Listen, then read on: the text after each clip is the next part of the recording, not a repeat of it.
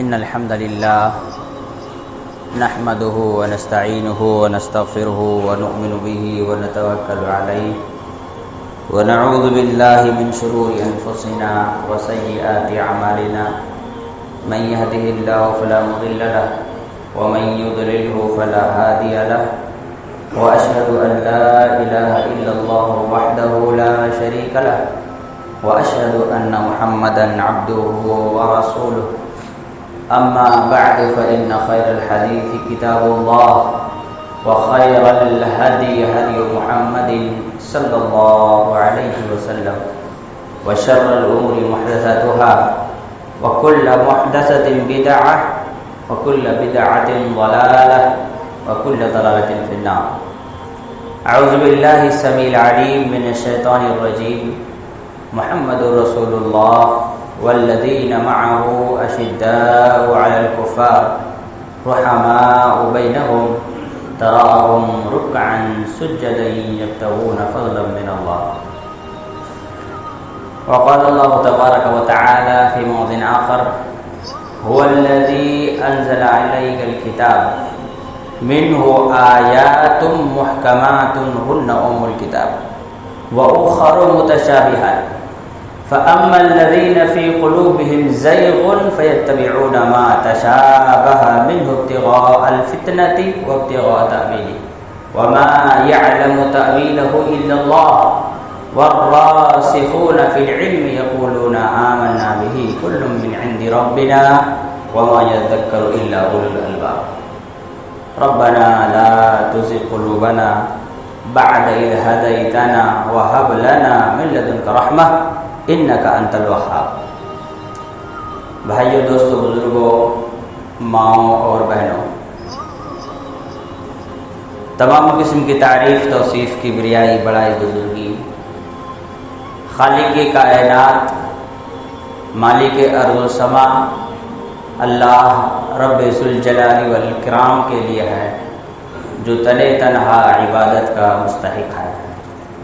ہزارہ درود و سلام ہو تمام انبیاء کرام پر، خصوصاً اس ذات مبارکہ مطہرہ مقدسہ پر جنہیں اللہ رب العالمین نے خاتم النبیین بنا کر کے اس دنیا میں مبعوث کیا، جن کی اتباع، پیروی، ان کے کہے پر عمل کرنا ہر مسلمان پر واجب ہے.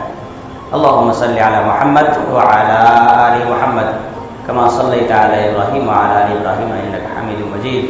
اللهم بارك على محمد وعلى آل محمد كما باركت على إبراهيم وعلى آل إبراهيم إنك حميد مجيد. محترم حضرات، اللہ رب ذوالجلال نے قرآن مجید کے اندر نبی کریم صلی اللہ علیہ وسلم اور ان کے ساتھیوں کا ذکر کرتے ہوئے ارشاد فرماتے ہیں کہ محمد رسول اللہ، محمد اللہ کے رسول ہیں. والذین معہ، اور جو ان کے ساتھی ہیں، اشداء علی الکفار، یہ کفار پر بڑی ہی سخت ہیں. رحماء بینہم، آپس میں بہت ہی زیادہ نرم دل، ایک دوسرے کے لیے شفیق، ایک دوسرے سے محبت کرنے والے، ایک دوسرے کے لیے قربانیاں دینے والے ہیں. اللہ رب ذوالجلال نے قرآن مجید کے اس آیت کو اس بات کا اعلان کیا کہ صحابہ اکرام جتنے بھی تھے سب آپس میں ایک دوسرے سے محبت کرتے تھے. یہ اللہ رب العالمین کا فیصلہ ہے، یہ اللہ رب العالمین کی جانب سے ایک خبر ہے، نیوز ہے قیامت کی صبح تک آنے والے ہر اس انسان کے لیے جو قرآن مجید پر ایمان کا دعویٰ کرتا ہے. خبر یہ ہے کہ جملہ صحابہ اکرام ایک دوسرے سے محبت کرنے والے ہیں. اس سے یہ بات سمجھ آتی ہے کہ صحابہ اکرام رضوان اللہ علیہم اجمعین جو آپس میں ایک دوسرے سے محبت کرنے والے ہیں، یہ اللہ رب العالمین کی بڑی پسندیدہ صفت ہے. تبھی اللہ رب العالمین نے ان کی تعریف کی قرآن مجید میں. سوال یہ پیدا ہوتا ہے کہ جب صحابہ ایک دوسرے سے محبت کرتے تھے، اللہ تعالیٰ نے اس بات کی گواہی دی ہے، اللہ رب العالمین نے خود اس بات کا اعلان کیا ہے، وہ اللہ جو انسانوں کے دلوں کے بھید سے، اس کے راز سے واقف ہے، تو صحابہ اکرام کے درمیان جو جھگڑے ہوئے، جو اختلافات ہوئی، جو لڑائیاں ہوئی، وہ کیا تھی؟ سوال اٹھتا ہے کہ اللہ تعالیٰ نے ایک طرف کہا کہ صحابہ اکرام آپس میں محبت کرنے والے ہیں، دوسری طرف جب ہم تاریخ اٹھا کر کے پڑھتے ہیں تو ہمیں یہ بات نظر آتی ہے کہ آپس میں صحابہ اکرام کے درمیان اختلاف بھی ہوا، لڑائیاں بھی ہوئی، جنگیں تک ہو گئی۔ یہ کیا تھا؟ اس کا جواب یہ ہے جو امت کے علماء نے، محدثین نے لکھا، وہ یہ ہے کہ یقیناً اس بات میں کوئی شک و شبہ نہیں کہ صحابہ اکرام آپس میں ایک دوسرے سے محبت کرتے تھے۔ جنگیں، لڑائیاں جو ہوئی، یہ غلط فہمیوں کا نتیجہ تھا، غلط خبریں لوگوں تک پہنچنا، لوگوں تک صحیح خبروں کا نہ پہنچنا، مسلمانوں کے ہر گروہ میں کچھ اسلام دشمنوں کا مسلمان بن کر داخل ہو جانا اور پھر مسلمانوں کو آپس میں لڑانے کی کوشش کرنا، یہ جو چیز تھی اسی کا یہ نتیجہ ہے، غلط فہمیوں کا نتیجہ ہے، دوسروں کے بارے میں غلط خبروں سے جانکاری کا نتیجہ ہے۔ ایک دوسرے سے محبت کے سلسلے میں کسی دو صحابی کے درمیان کسی بھی صورت میں بنیادی طور پر آپ یہ نہیں پائیں گے کہ وہ ایک دوسرے کے دشمن تھے، لڑائی ہوتی تھی ان کے درمیان مال دولت کو لے کے، زمین جائیداد کو لے کے، رشتوں کو لے کر نہیں۔ لڑائیاں جو ہوئی، جو اختلافات ہوئے، وہ چند اسلام کے بنیادی مسائل کی بنیاد پر ہوئی، جس کے بارے میں ان لوگوں کو مس گائیڈ کیا گیا، غلط خبریں ان تک پہنچائی گئی، ان لوگوں کے ساتھ غلط واقعات اور حادثات پیش آئے، جس کی تفصیل ہم سامنے بیان کریں گے۔ آج کی تاریخ میں دنیا میں مسلمان صحابہ اکرام کے سلسلے میں 4 گروپ میں بٹا ہوا ہے، 4 گروہوں میں منقسم ہے۔ ایک گروہ وہ ہے جس کو ہم ناسبی کہتے ہیں۔ ناسبی وہ گروہ ہے جو حضرت علی رضی اللہ تعالی عنہ، ان کے آل اولاد، ان کی نسل سے نفرت کرتے ہیں، ان سے بغض و عداوت رکھتے ہیں، ان کو ناسبی کہا جاتا ہے۔ اب وہ کیوں کرتے ہیں یہ ایک الگ مدعا ہے، اس پہ بات کرنے کی ضرورت نہیں ہے، بات بہت لمبی ہوگی اس پر بات کرنے سے۔ ان کے کیا شکوک ہیں اور اس کا کیا جواب ہے وہ بڑے دوسرا موضوع ہے۔ دوسری جماعت ہے جو رافضیوں کی ہے، جو حضرت علی رضی اللہ تعالی عنہ، ان کے آل اولاد کو چھوڑ کر باقی سارے صحابہ اکرام کو گالی دیتے ہیں، ان سے بغض و عداوت رکھتے ہیں، ان سے نفرت کرتے ہیں۔ علماء اور محدثین نے لکھا رافضی ہر کوئی انسان ہے جو کسی ایک صحابی کو بھی اگر گالی دیتا ہے، ان کے بارے میں غلط باتیں بیان کرتا ہے، ان کے لیے دل میں گندگی رکھتا ہے، ان کا دل صاف نہیں ہے، ان سے محبت نہیں ہے، تو رافضی ہے۔ تیسری جماعت ایسی ہے جسے ہم خارجی کہتے ہیں، خوارج۔ خوارج جو جملہ صحابہ اکرام کی تکفیر کیا کرتے تھے اور آج بھی جزوی طور پر صحابہ اکرام کی تکفیر کرتے ہیں، بہت سارے صحابہ اکرام کے ایمان پر شک کرتے ہیں، یہ خوارج ہے۔ اور چوتھی جماعت ہے اہل السنہ والجماعہ، جن کا یہ عقیدہ ہے کہ سارے صحابہ اکرام انسان تھے، انسان ہونے کے ناطے ان سے غلطیاں ہو سکتی ہیں، اس کے باوجود اللہ رب العالمین نے چونکہ فرمایا السابقون الاولون من المہاجرین والانصار والذین اتبعوهم بإحسان رضی اللہ عنہم ورضوا عنہ، اللہ تعالیٰ جملہ صحابہ اکرام سے چاہے وہ پہلے دن میں اسلام قبول کیے ہوں یا رسول اللہ صلی اللہ علیہ وسلم کی زندگی کے آخری دنوں میں انہوں نے اسلام قبول کیا ہو، اللہ رب العالمین ان سب سے راضی ہے، لہذا ہم بھی ان سب سے راضی اور خوش ہیں۔ جن سے اللہ راضی ہو جائے، اللہ کے بندوں کو یہ حق نہیں بنتا کہ اس سے وہ ناراض ہوا کرے۔ جن سے اللہ رب العالمین خوش رہے، اللہ کے بندوں کو یہ حق نہیں بنتا ہے کہ وہ ان سے ناخوش رہیں۔ جن سے اللہ رب العالمین نے رضامندی کا اعلان کیا ہے، اللہ کے بندوں پر واجب ہوتا ہے کہ ان سے وہ محبت کریں۔ ان کے بارے میں اگر کوئی غلط بات سماج اور معاشرے میں آئے تو اس کا دفاع کریں۔ آج کی تاریخ میں ویسے تو بہت ڈھیر سارے لوگ ایسے ہیں جن کے یہاں امیر معاویہ رضی اللہ تعالی عنہ کو لے کر کے غلط افکار، نظریات، خیالات پائے جاتے ہیں۔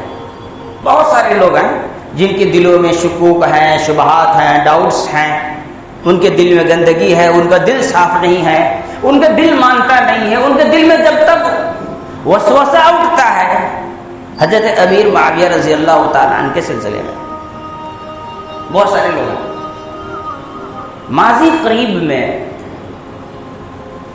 کچھ ایسے فتنہ پرور اس دنیا میں پیدا ہوئے ہیں جنہوں نے اس زخم کو دوبارہ ہرا کیا ہے۔ سب سمجھ گئے ہوں گے میں انجینئر مرزا کی بات کر رہا ہوں، جس نے اس مسئلے کو دوبارہ سے اٹھایا۔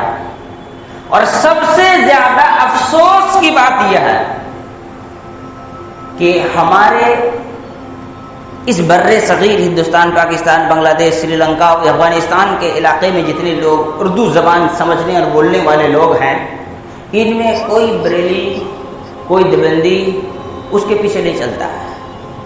ہمارے جماعت کے اہل حدیث لوگ ہی اس کے پیچھے بھاگے ہیں۔ اب اس کے پیچھے بھاگنے کا مطلب اہل حدیث رہے نہیں ہیں، یہ 100% بات ہے، لیکن تھے پہلے ایسے ہی۔ سب سے بڑی خرابی کیا ہے جانتے ہیں اہل حدیثوں کے اندر؟ سب سے بڑی خرابی کیا ہے؟ کچھ جوشیلے نوجوان ہوتے ہیں، کسی کو دیکھا نہیں کہ مزار کے خلاف دھواں دھار تقریر کیا تو اس کے فین ہو جاتے ہیں۔ کیا بولا ہے، مزار کے خلاف بولا، بس کیا بولا ہے، بھاگو اس کے پیچھے۔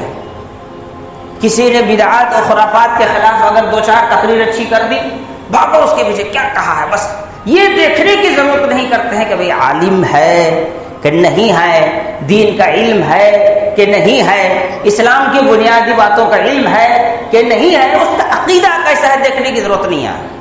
اس مرزا کو سب سے زیادہ پروموٹ ہمارے اہل حدیثوں نے کیا ہے۔ اب جب اس کی غلاظتیں سامنے آئی تو بہت سارے لوگ بیک ہو گئے اور بہت سارے لوگ ڈائی ہارٹ فین ہیں، بھکت بنے ہوئے ہیں، اندھ بھکت بنے ہوئے ہیں۔ تو اس نے یہ کیا، انگریزوں کے زمانے میں ایک آدمی نے اور اس طرح کی حرکت کی تھی۔ سب سمجھ گئے میں کس کی بات کر رہا ہوں؟ مودودی کی۔ اب آپ بولیں گے کہ آپ ان کا نام کیوں نہیں لیتے؟ تو سب سے پہلی بات یہ ہے ان کا نام ہی کفریہ ہے۔ ابو کا معنی ہوتا ہے باپ، اور اعلیٰ ہے اللہ کا نام، سبحان ربی الاعلیٰ پڑھتے ہیں نا سجدے میں۔ ابو الاعلیٰ معنی اعلیٰ کا باپ، تو ابو الاعلیٰ کا مطلب کیا ہوا؟ اللہ کا والد۔ کفریہ نام ہے، میں نہیں بول سکتا، کفریہ نام ہے، میں نہیں بول سکتا۔ رہی بات سید کی، تو ہندوستان میں اتنے سید بھرے پڑے ہیں کہ پتہ ہی نہیں چلتا کون سچا ہے اور کون جھوٹا ہے، اس لیے میں وہ بھی نہیں کہتا، ٹھیک ہے؟ اس لیے میں اس پر ہی بات نہیں کرتا، میں سیدھا کہتا ہوں کہ مودودی ایک انسان انگریز کے زمانے میں انگریزوں کے اسکول میں پڑھا، گریجویشن کی، نیوز رپورٹر بنا، ایک اخبار کا ایڈیٹر بنا۔ جب ہندوستان اور پاکستان الگ ہوا، پاکستان چلا گیا، بعد میں کتابیں لکھی، بنیادی طور پر قرآن مجید کے خدمت کے نام سے بہت سارے کام کیے، جس میں عقیدے کا علم نہ ہونے کی وجہ سے، منہج کا بارے میں علم نہ ہونے کی وجہ سے بڑی بڑی بھیانک غلطیاں کی۔ کبھی بھی مودودی نے کسی بھی صحابی کو کافر نہیں کہا، لیکن آج اس کے جو چیلے ہیں وہ سب اس بات کو ثابت کرنے میں لگے ہیں کہ صحابہ کی ایک بڑی جماعت کافر تھی۔ اس نے نہیں کیا، لیکن اس کے چیلے چپاٹے آج کر رہے ہیں۔ بات امیر معاویہ رضی اللہ تعالی عنہ کی، اور یہ مدعا سب سے پہلے ہندوستان میں اسی مودودی نے اٹھایا تھا، اور آج تک یہ معاملہ چلا آ رہا ہے۔ بہت سارے لوگ ہیں جو کھل کر اہل حدیثوں کے سامنے اپنی رائے رکھ دیتے ہیں، اور بہت سے اندر رکھتے ہیں، بولتے نہیں ہیں، لیکن ہیں بہت سارے لوگ۔ اب حضرت امیر معاویہ رضی اللہ تعالی عنہ کے بارے میں اگر ہم پوری تفصیل سے گفتگو کریں گے تو وقت بہت ہی کم ہے، باتیں پوری نہیں ہو سکتی ہیں۔ میں چند ایسی باتیں بیان کرنا چاہتا ہوں جو اعتراضات سے جڑی ہوئی ہیں حضرت امیر معاویہ رضی اللہ تعالیٰ عنہ کے سلسلے میں۔ بنیادی طور پر امیر معاویہ رضی اللہ تعالی عنہ کی جب بات آتی ہے تو جنگ صفین سے متعلق آتی ہے جو حضرت امیر معاویہ اور حضرت علی کے درمیان ہوئی. اس جنگ کی بنیاد کیا تھی؟ چنانچہ بسند صحیح ایک روایت موجود ہے، ابو مسلم خولانی امیر معاویہ رضی اللہ تعالیٰ عنہ کے پاس آیا اور کہا کہ آپ حضرت علی سے کیوں جھگڑا کر رہے ہیں؟ کیا آپ اپنے آپ کو حضرت علی کے جیسا سمجھتے ہیں؟ سوال بھی بہت زبردست ہے. آپ حضرت علی سے اپنے آپ کو بہتر سمجھتے ہیں، یہ سوال تھا ہی نہیں. سوال تھا کیا آپ اپنے آپ کو حضرت علی جیسا تصور کرتے ہیں؟ تو حضرت امیر معاویہ رضی اللہ تعالیٰ نے فرمایا نہیں، اللہ کی قسم علی مجھ سے بہتر ہیں اور وہ مجھ سے زیادہ خلافت کے حقدار ہیں، مجھ سے زیادہ خلافت کے حقدار ہیں. لیکن ذرا بتاؤ، میرے چچا زاد بھائی عثمان غنی رضی اللہ تعالی عنہ کو ظلم کرتے ہوئے شہید کر دیا گیا. میں علی سے صرف اتنا مطالبہ کرتا ہوں، جو ظالم ہیں، جن لوگوں نے قتل کیا، ان کو میرے حوالے کرو. شریعت کا حکم ہے مقتول کے وارثین کے حوالے قاتل کو کر دیا جائے گا. یہ شریعت کا حکم ہے، اسلام کا حکم ہے. جس آدمی کو قتل کیا گیا جو اس کا وارث ہوگا، قاتل کو اس کے حوالے کیا جائے گا.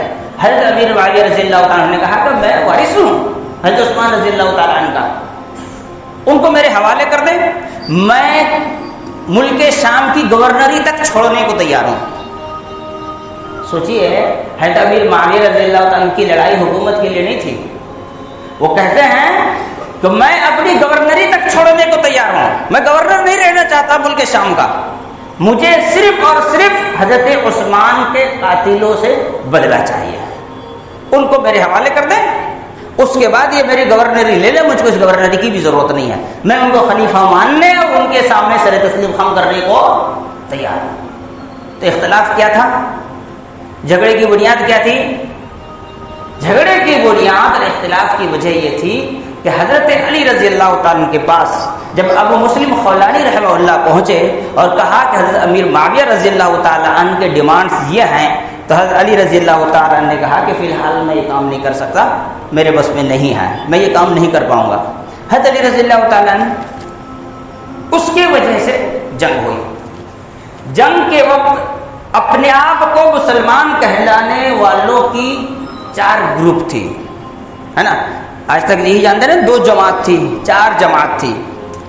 ایک صحابہ اکرام کی ایک بڑی جماعت اور ان کے ساتھیوں کی تھی جنہوں نے جنگ میں شرکت ہی نہیں کی، جن میں 21 صحابہ اکرام نام کے ساتھ مذکور ہیں، جن میں سعد بن ابی وقاص، سعید بن زید، یہ وہ 2 صحابہ اکرام ہیں جو عشرہ مبشرہ میں سے ہیں. سوچیے عشرہ مبشرہ میں سے ہیں سعد بن ابی وقاص اور سعید بن زید. یہ 2 لوگ جنگ میں شریک نہیں ہوئے. عبداللہ ابن عمر رضی اللہ عنہما جلیل القدر صحابی، اسامہ بن زید رضی اللہ تعالیٰ عنہ رسول اللہ صلی اللہ علیہ وسلم کے چہیتے حضرت زید کے بیٹے، اسی طرح سے زید بن ثابت رضی اللہ تعالیٰ عنہ، انس بن مالک رضی اللہ تعالیٰ عنہ، ابو ایوب انصاری رضی اللہ تعالیٰ عنہ، ابو موسیٰ اشعری رضی اللہ تعالیٰ عنہ، عبداللہ ابن عمر رضی اللہ تعالیٰ عنہ، سلمہ ابن الاقوى رضی اللہ تعالیٰ عنہ. اس طرح سے 21 صحابہ اکرام جو جنگ میں شریک نہیں ہوئے، اس وجہ سے کہ انہوں نے اس فیصلے کو منتخب کیا کہ یہ جو لڑائی ہو رہی ہے، اس لڑائی میں بہت سارے کنفیوژنز ہیں، کون صحیح ہے اور کون غلط ہے، واضح نہیں ہے نا. آج کی تاریخ میں آپ دیکھتے ہیں ایک آدمی داڑھی ٹوپی والا آتا ہے، آ کر کے کیا کہتے ہیں مندر میں گوشت چھوڑ کے بھاگ جاتا ہے، ٹھیک ہے، دنگے ہونے لگتے ہیں، پولیس چھان بین کرتی ہے، بعد میں پتا چلتا ہے کہ وہ مسلمان تھا ہی نہیں، کوئی غیر مسلم تھا جو مسلمانوں کے بیچ جنگ کرانے کے لیے یہ حالت کر کے چلا گیا. تو یہ گھسپیٹیے تو ہمیشہ سے رہے ہیں، سمجھ نہیں آتا تھا کون صحیح ہے کیا غلط ہے، لہذا وہ جنگ میں شریک نہیں ہوئے. البتہ اس جگہ سے بھی باہر نکل گئے جہاں پر جنگ ہو رہی تھی، دور چلے گئے. دوسری جماعت حضرت علی بن ابی طالب رضی اللہ تعالیٰ عنہ کی، جن کے ساتھ کئی صحابہ کرام تھے. تیسری جماعت معاویہ رضی اللہ تعالیٰ عنہ کی، جن کے ساتھ بھی ایک صحابہ کرام کی ایک جماعت موجود تھی. تیسری جماعت ایسی تھی جو جنگ شروع ہونے تک ساتھ میں تھے، حضرت علی رضی اللہ عنہ اور حضرت امیر معاویہ کے ساتھ 2 الگ الگ گروپوں میں. جب جنگ شروع ہوئی تو وہ باہر نکل گئے اور جا کر بیٹھ گئے کہ آپ لوگ جنگ کیجئے، ہم لوگ دیکھ رہے ہیں، ہے نا، ہم لوگ دیکھ رہے ہیں کیا ہوتا ہے، بعد میں ہم فیصلہ کریں گے ہم کو جنگ میں شریک ہونا چاہیے کہ نہیں ہونا چاہیے، آپ لوگ لڑیے. یہ چوتھی جماعت تھی، یہ خوارج کی جماعت تھی جو جنگ برپا کرنے میں تو سب سے آگے تھے لیکن جنگ کے وقت ہاتھ سے نکل جاتے تھے. یہ وہ لوگ ہیں جن کے بارے میں حضرت علی رضی اللہ تعالیٰ نے کہا کہ انتم کثیرون فی الباحات وقلیلون فی الساحات، وقلیلون فی الساحات، کہ تم لوگ باتیں جب کرنی ہوتی ہے تو لمبی لمبی آ کے سامنے بات کرتے ہو میرے ساتھ، لیکن جب جنگ کی نوبت آتی ہے تو مجھے اکیلے چھوڑ کر کے پیچھے ہٹ جایا کرتے ہو، بھاگ جایا کرتے ہو. یہی وہ لوگ ہیں جن کو حضرت علی رضی اللہ تعالیٰ نے وہ دعا دیتے ہوئے کہا کہ اللہ تعالیٰ تمہیں قبیلہ ثقیف کے ایک ظالم آدمی سے پٹوائے اور تمہارا قتل کروائے. اور حجاج بن یوسف الثقفی نے ان کو مارا بھی تھا اور کاٹ پیٹ کے برابر بھی کر دیا تھا. یہ حضرت علی رضی اللہ عنہ کی بددعا کا نتیجہ تھا. اور یہ بددعا صرف حدیثوں میں موجود نہیں ہے، شیعوں کی کتابوں تک میں یہ موجود ہے. کہتے علی رضی اللہ عنہ انہی کو بددعا دیا تھا. تو یہ بات ہے چوتھی جماعت کی. اب سوال یہ ہے کہ اس جنگ کے سلسلے میں ایک حدیث آتی ہے، جو حدیث یہ ہے کہ اللہ کے رسول صلی اللہ علیہ وسلم ایک مرتبہ کسی کام میں مصروف تھے تو رسول اللہ صلی اللہ علیہ وسلم کو خبر دیا گیا کہ سب لوگ ایک ایک اینٹ اٹھا کر کے کام کر رہے ہیں. غالباً حضرت مسجد نبوی کی تعمیر یا کسی دوسرے کام میں مصروف تھے رسول اللہ علیہ وسلم کہ لوگ ایک ایک اینٹ اٹھا کر کے کام کر رہے ہیں. عمار بن یاسر رضی اللہ تعالی عنہ 2 اینٹیں اٹھا کر کے محنت کر رہے ہیں. تو اللہ کے رسول صلی اللہ علیہ وسلم نے فرمایا وَيْحَكَ يَا عَمَّارُ تَقْتُلُهُ الْفِئَةَ الْبَاغِيَةَ يَدْعُوهُ مِنَ الْجَنَّةِ وَيَدْعُونَهُ إِلَى النَّارِ. صحیح بخاری کی حدیث ہے. رسول اللہ علیہ وسلم نے فرمایا کہ عمار، افسوس کی بات تو یہ ہے کہ اس کو ایک باغی جماعت قتل کر دے گی جسے عمار جنت کی طرف بلائیں گے لیکن وہ لوگ جہنم کی طرف بلائیں گے. پوری حدیث صحیح سے ذہن میں رکھیے گا، پوری حدیث صحیح سے. میں بڑے شانتی کے ساتھ آج بات کرنے کی کوشش کر رہا ہوں، باقی اللہ مالک. پوری حدیث صحیح سے ذہن میں رکھیے گا. اس حدیث میں 3 حصے ہیں، 3 اجزاء ہیں، 3 ٹکڑا ہے. پہلا حصہ یہ ہے کہ عمار کو ایک باغی جماعت قتل کرے گی. دوسرا حصہ ہے اسے عمار بن یاسر جنت کی طرف بلائیں گے. اور تیسرا ٹکڑا ہے کہ وہ لوگ عمار کو جہنم کی طرف بلائیں گے. 3 ٹکڑا ہے حدیث کا. سمجھ میں آئے گی اس حدیث کو انشاءاللہ. اب اس حدیث کو لے کر کے سب سے زیادہ شور ہے کہ دیکھو حضرت عمار بن یاسر رضی اللہ عنہ حضرت علی رضی اللہ عنہ کے ٹیم میں تھے اور ان کو حضرت امیر معاویہ رضی اللہ عنہ کے ٹیم کے قتل لوگوں نے قتل کر دیا.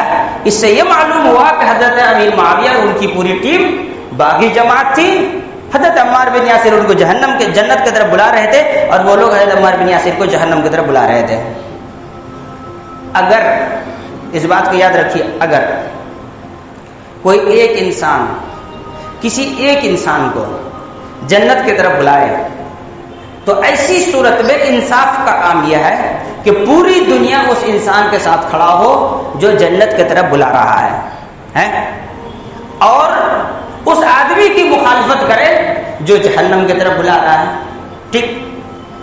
اگر اس حدیث کا مطلب جنگ صفین میں حضرت امیر معاویہ ہی ہیں تو اس کا مطلب یہ ہوا حضرت امیر معاویہ صحابی رسول اور ان کے ساتھ کئی صحابہ کرام تابعین عظام کی ایک جماعت جہنم کی طرف بلا رہی تھی اور حضرت علی، حضرت عمار بن یاسر اور ایک صحابہ کرام کی جماعت لوگوں کو جنت کی طرف بلا رہی تھی. تو ایک جہنم کی طرف بلانے والے ہو گئے، ایک جنت کی طرف بلانے والے ہو گئے.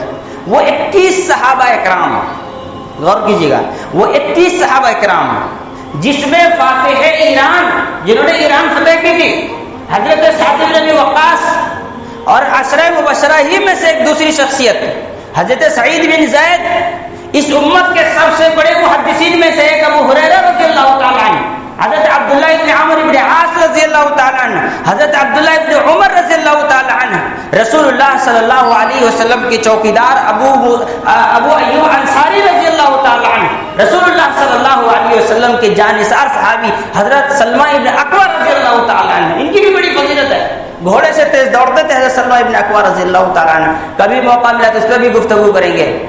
کہ اکیلے دوڑ کر کے انہوں نے 40 یا 50 لوگ جو مسلمانوں کے مال لوٹ رہے تھے ان کو انہوں نے پکڑ لیا تھا. اکیلے دوڑ کر, وہ گھوڑے پہ تھے, یہ پیدل تھے, اتنی تیز رفتار تھی, اتنے تیز دوڑتے تھے. یہ سارے صحابہ اکرام جن میں 21 کا نام موجود ہے, انہوں نے جنت کی طرف دعوت دینے والوں کے ساتھ کیوں کھڑے ہو کر ان کو مضبوط نہیں کیا؟ اس کا مطلب یہ ہوتا ہے کہ یہ صحابہ اکرام اس حدیث کو اس واقعے سے ریلیٹ کر کے دیکھتے ہی نہیں تھے. دوسری بات, جنگ سے پہلے حضرت علی رضی اللہ عنہ کو چاہیے تھا کہ یہ کہتے کہ معاویہ, دیکھو وہ حدیث ہے کہ اللہ کے رسول صلی اللہ علیہ وسلم نے فرمایا کہ عمار جنت کی طرف بلائیں گے اور ان کے دشمن جہنم کی طرف. میرے ساتھ عمار ہیں, میں جنت کی طرف دعوت دے رہا ہوں, تم لوگ میرے ساتھ آ جاؤ. کہا حضرت علی رضی اللہ تعالیٰ عنہ نے؟ نہیں کہا. جنگ ختم ہونے کے بعد جب حضرت عمار بن یاسر رضی اللہ عنہ شہید ہو گئے, جنگ ختم ہو گئی, اس جنگ کے ختم ہونے کے بعد ایک تحکیم کا مسئلہ آیا کہ ادھر سے کچھ لوگ بیٹھیں گے, ادھر سے کچھ لوگ بیٹھیں گے, بات کو مشورہ کر کے مسئلے کو حل کریں گے. تب یہ کہنا چاہیے تھا کہ بھائی جنگ سے پہلے تو تم کو پتہ نہیں تھا کون صحیح کون غلط ہے, اب تو پتہ چل گیا نا کہ جس ٹیم میں حضرت عمار بن یاسر ہوں گے وہی صحیح ہوں گے, تو مسئلہ ختم کرو. کہا کسی صحابی نے نہیں کہا. وہ سارے صحابہ اکرام جو حضرت امیر معاویہ کے ساتھ تھے, انہوں نے تو اپنے آنکھوں کے سامنے حضرت عمار بن یاسر کو شہید ہوتے دیکھا. وہ لوگ کو ساتھ چھوڑ دینا چاہیے تھا کہ چلو عمار بن یاسر شہید ہو گئے, ہم غلط پڑتے, حضرت امیر معاویہ صحیح پر ہیں, ساتھ چھوڑ دیں گے. کسی ایک صحابی نے حضرت امیر معاویہ ان کا ساتھ چھوڑا نہیں چھوڑا.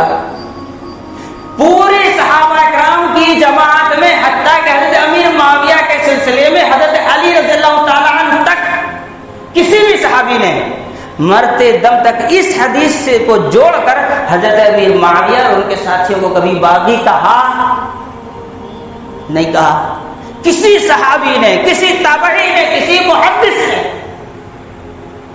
تاریخ اسلام میں کسی بھی ایک بھی صحیح العقیدہ انسان نے, کوئی ایک آدمی, ایک ضعیف روایت بھی نہیں مل سکتی ہے کہ اس حدیث کے بیس پر حضرت امیر معاویہ رضی اللہ تعالیٰ عنہ اور ان کے جماعت کو کسی نے باغی کہا ہو. صحابہ اکرام کی سوچ یہ نہیں تھی, یہ تو شیعوں کی سوچ تھی. شیعوں کی الٹی چاٹنے والوں نے ان باتوں کو پھیلایا ہے, ان کی الٹی کھا کھا کر پیٹ بھرنے والوں نے. آخری بات اس حدیث کے سلسلے میں, حضرت عمار بن یاسر رضی اللہ عنہ کو قتل کرنے والے کا نام تھا ابو الغادیہ. یہ حضرت امیر معاویہ کے ٹیم میں تھا. اس کے لیے ایک موضوع روایت تک پوری ذمہ داری سے بول رہا ہوں. ابو الغادیہ جس نے حضرت عمار بن یاسر رضی اللہ تعالیٰ عنہ کو شہید کیا, وہ حضرت امیر معاویہ کے ٹیم میں تھا. اس سلسلے میں ایک موضوع روایت تک پوری تاریخ اسلام میں نہیں ملتی ہے, ایک موضوع روایت تک نہیں ملتی ہے کہ حضرت امیر معاویہ کے ٹیم میں تھا. بھائی پھر یہ حدیث کس کے بارے میں ہے؟ اتنا تو آپ بول گئے. محدثین نے کیا کہا؟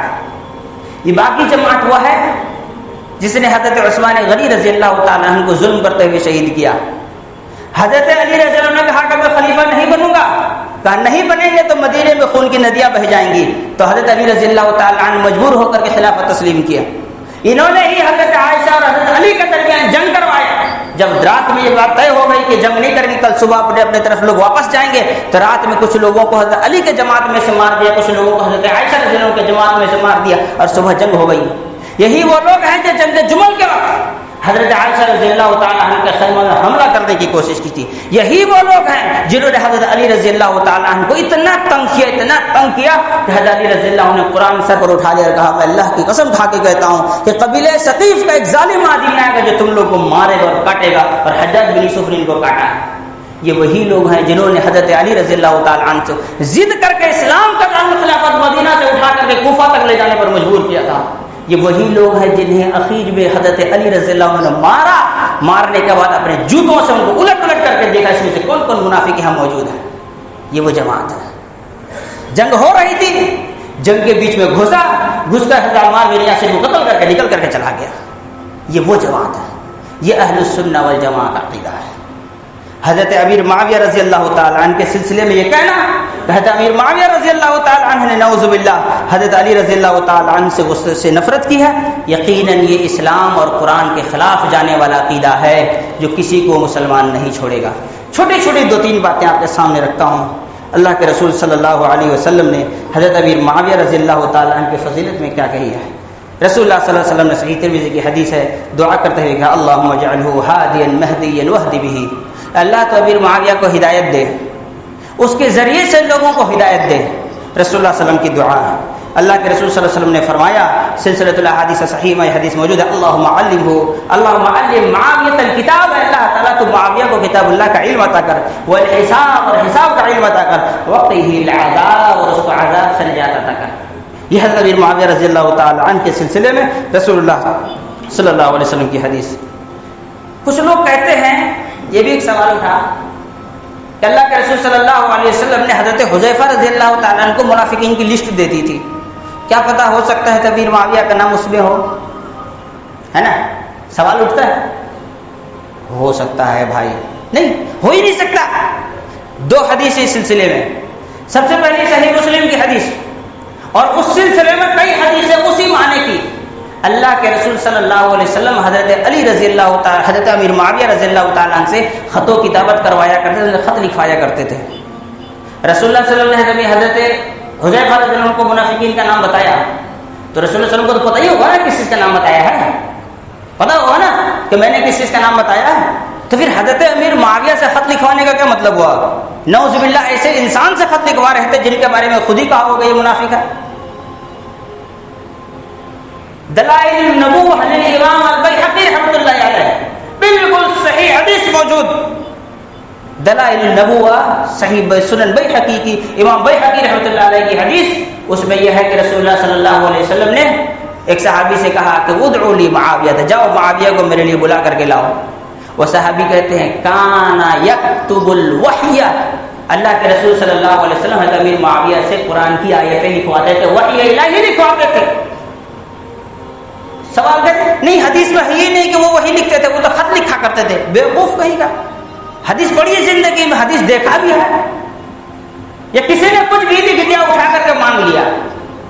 دلائل النبوہ میں بسند صحیح کان یکتب الوحی کا لفظ آیا ہے کہ وحی لکھا کرتے تھے، قرآن لکھاتے تھے اللہ کے رسول صلی اللہ علیہ وسلم۔ تو نعوذ باللہ اگر وہ منافق رہے ہوں تو ایسی صورت میں وہ ساری قرآن کی آیتوں کو کیا ہوگا جو انہوں نے لکھا۔ طبقات حنابلہ ایک کتاب ہے، اس کے جلد 2 صفحہ نمبر 165 کے حوالے سے ایک روایت ملتی ہے۔ کوفہ میں بیٹھ کر حضرت علی رضی اللہ تعالیٰ عنہ کہتے ہیں، اس کو بھی ذرا یاد رکھنا زندگی بھر کے لیے۔ حضرت علی مرتضیٰ کہتا ہے، اے کوفہ والو، میری گردن پر ایک چیز ہے، میں تمہاری گردن پر ڈالنا چاہتا ہوں۔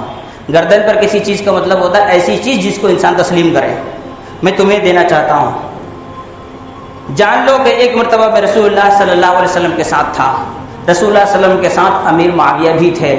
اتنے میں وحی کا نزول شروع ہوا تو رسول اللہ صلی اللہ علیہ وسلم نے میرے ہاتھ سے قلم لے کر کے امیر معاویہ کے ہاتھ میں دے دیا۔ کیا کیا؟ میرے ہاتھ سے قلم لے کر کے امیر معاویہ کے ہاتھ میں دے دیا۔ حضرت علی کہتا ہے اللہ کی قسم مجھے ذرہ برابر ہی برا نہیں لگا، اس لیے کہ رسول اللہ صلی اللہ علیہ وسلم جو بھی کرتے ہیں وہ اللہ کے حکم سے کرتے ہیں۔ ٹھیک ہے، اس کے بعد آخر میں کیا کہتے ہیں؟ خبردار، آگاہ رہنا، مسلمان وہی ہے، مسلمان، ہاں خوب اسلام کا ڈھنڈورا، مسلمان وہی ہے جو میرے اور معاویہ کے معاملے میں سلامت رہے، چپ رہے، خاموش رہے، باتیں نہ کیا کرے، 70 ہاتھ لمبی زبانیں نہ چلاتا ہے، وہی مسلمان ہے۔ یہ حضرت علی رضی اللہ تعالی نے فرمایا۔ طبقات حنابلہ میں یہ روایت بالکل موجود ہے۔ آئیے آخری بات بتا کر کے اپنی بات ختم کرتا ہوں۔ رسول اللہ صلی اللہ علیہ وسلم نے حضرت علی اور حضرت امیر معاویہ رضی اللہ تعالی عنہ کے سلسلے میں کیا فیصلہ سنایا؟ اللہ کے رسول صلی اللہ علیہ وسلم نے فرمایا، صحیح مسلم کی حدیث ہے، یکون فی امتی یخرجون فی فرقۃ من الناس، میرے امت میں ایک دور ایسا آئے گا کہ بہت زیادہ اختلافات ہوں گے، اس اختلافات کے بیچ سے ایک جماعت نکلے گی، اختلاف کے بیچ سے ایک جماعت نکلے گی، ان کی پہچان یہ ہوگی کہ وہ ہمیشہ سر منڈواتے رہیں گے۔ اسی لیے بعض علماء نے کہا کہ بار بار سر منڈوانا، ٹکلا کرانا صحیح نہیں ہے۔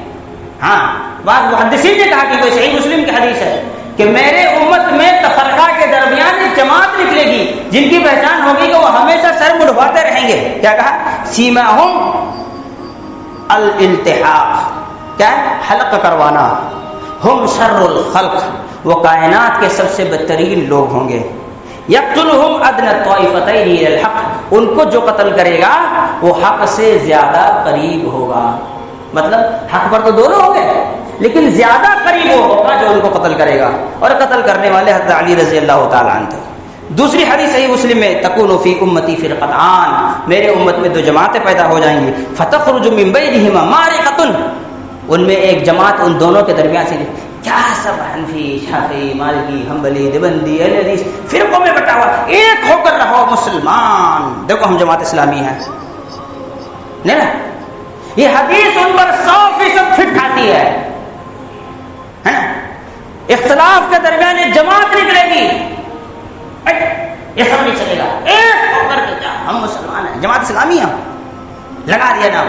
اللہ کے رسول صلی اللہ علیہ وسلم نے کہا یلی قتلہم اولا بالحق. رسول اللہ صلی اللہ علیہ وسلم نے صاف کہہ دیا کہ اس وقت جو جماعت نکلے گی اس کو جو قتل کرے گا وہ سب سے زیادہ حق کے قریب ہوگا. اور یہ حضرت امیر معاویہ رضی اللہ تعالیٰ نے نہیں تھے، حضرت علی رضی اللہ عنہ کو یہ شرف ملا، جس کے بعد حضرت علی رضی اللہ تعالیٰ نے اللہ کا شکر ادا کیا کہ اللہ تعالیٰ نے مجھے حق پر رکھا ہے. اعتراض کی بات کریں نا تو انسان کے پاس منہ ہے، کچھ ہی بول سکتا ہے. کتنے لوگ تو حضرت علی رضی اللہ عنہ کے بارے میں بھی اعتراض کرتے ہیں. اب انہیں اعتراض کو بیان نہیں کرنا چاہتا، کیوں؟ پتہ نہیں کس کے دل میں وسوسہ پیدا ہو، وہ بھی گمراہ ہو جائے، ورنہ ان کے وہاں بھی بہت زیادہ اعتراض ہے. ایسے میں ہمیں کیا کرنا چاہیے؟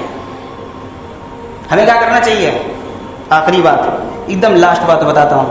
هو الذی انزل علیک الکتاب منہ آیات محکمات ہن ام الکتاب واخر متشابہات. اللہ تعالیٰ نے فرمایا کہ اللہ تعالیٰ نے قرآن نازل کی، اس میں بہت ساری چیزیں واضح ہیں، بہت ساری چیز متشابہ ہیں. ٹھیک ہے.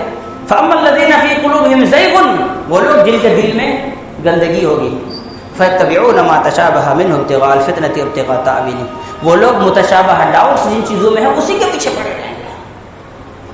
جو ڈاؤٹ فل چیزیں ہیں، جس میں شکوک ہے، جس کی چیزیں واضح کلیئر نہیں ہیں، اسی کے پیچھے پڑے رہیں گے. حضرت عائشہ رضی اللہ تعالیٰ عنہ سے رسول اللہ صلی اللہ علیہ وسلم نے اس آیت کو پڑھنے کے بعد کہا کہ جب تم کسی کو دیکھو کہ وہ ڈاؤٹ فل چیزوں کے پیچھے پیچھے بھاگ رہا ہے تو سمجھ جاؤ قرآن میں انہی کے بارے میں بیان کیا گیا ہے. فَاحْذَرْهُمْ، ان کا بائیکاٹ کرو، ان سے دور رہو، ان سے کنارہ کشی اختیار کرو، ان کے ساتھ ملنا جلنا اٹھنا بیٹھنا سب بند کر دو. اسی لیے جو صحابہ اکرام کے سلسلے میں اپنی زبانوں کو گندا کرتے ہوں وہ اس قابل ہیں کہ ان کا بائیکاٹ کیا جائے. دنیا کیا کرے گی مجھے پتہ نہیں، اپنی بات بتا رہا ہوں. میرا خون کا بھی رشتہ ہوتا تو میں توڑ لیا ہوتا، باپ ہوتا تو گھر چھوڑ دیتا، بیٹا ہوتا تو گھر سے نکال دیتا. آپ کیا کیجیے گا؟ اللہ کے رسول صلی اللہ علیہ وسلم نے فرمایا حضرت عائشہ رضی اللہ تعالیٰ عنہ سے، یتبعون ما تشابہ، جو متشابہ چیزوں کے پیچھے پڑے رہیں، فاحذرہم، ان سے چوکنا رہنا، ان سے دور رہنا.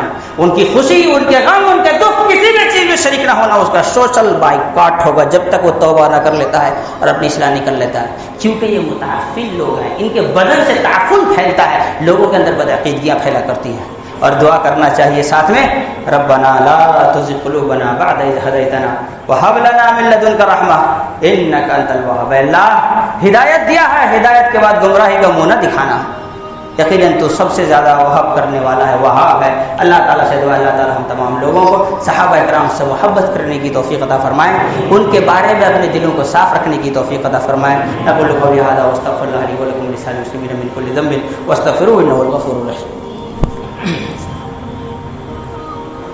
الحمدللہ کفا وسلام علی عبادہ الذین اصطفى. اما بعد، اعوذ باللہ السمیع العلیم من الشیطان الرجیم. ان اللہ وملائکتہ یصلون علی النبی یا ایھا الذین آمنوا صلوا علیہ وسلموا تسلیما.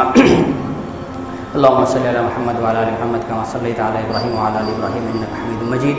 اللهم بارك على محمد وعلى ال محمد كما باركت على ابراهيم وعلى ال ابراهيم انك حميد مجيد. عباد الله رحمكم الله، ان الله يأمر بالعدل والاحسان وايتاء ذي القربى وينهى عن الفحشاء والمنكر والبغي يعظكم لعلكم تذكرون. اذكروا الله يذكركم وادعوه يستجب لكم ولذكر الله تعالى اعلى واجل وتم اكبر والله يعلم ما تصنعون.